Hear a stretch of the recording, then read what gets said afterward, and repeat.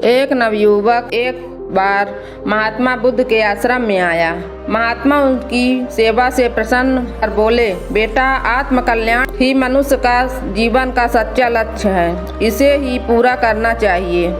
यह सुनकर युवक ने कहा, महात्मा जी, वैराग्य धारण करने पर मेरे माता पिता कैसे जीवित रहेंगे?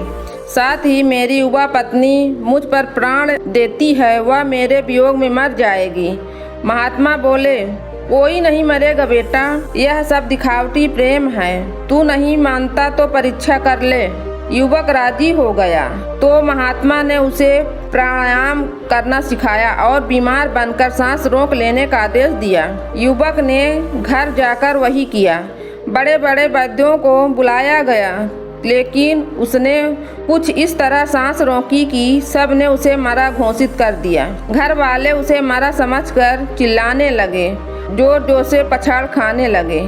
पड़ोस के लोग भी बहुत लोग इकट्ठा हो गए। तभी महात्मा भी वहां आ पहुंचे और युवक को देखकर उसकी गुण गरिमा का बखान करते हुए बोले, हम इस लड़के को जीवित कर देंगे, परंतु तुम्हें कुछ त्याग करना पड़ेगा। घर वाले बोले, आप हमारा सारा धन, घर बार, यहाँ तक कि प्राण भी ले सकते हैं, परंतु इसे जीवित कर दें। महात्मा जी बोले, एक कटोरा दूध लाओ। तुरंत आज्ञा का पालन हुआ।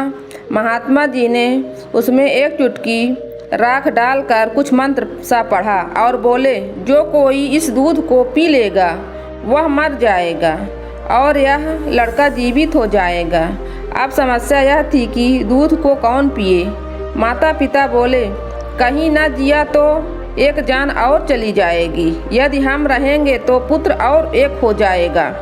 पत्नी बोली, इस बार जीवित हो जाएंगे तो क्या हुआ, फिर कभी तो मरेंगे, मरना तो पड़ेगा ही। इनके न रहने पर मेरे मायके में मैं सुख ही से दिन काट सकती हूँ। रिश्तेदार बगले झांकने लगे और पड़ोसी तो पहले ही भाग गए।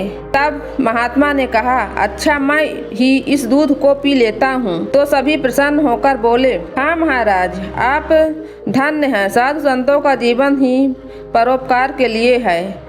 महात्मा ने दूध पी लिया और युवक को झकझोरते हुए बोले, उठ बेटा, अब तो तुझे पूरी तरह ज्ञान हो गया कि तेरे लिए कोई प्राण नहीं देगा।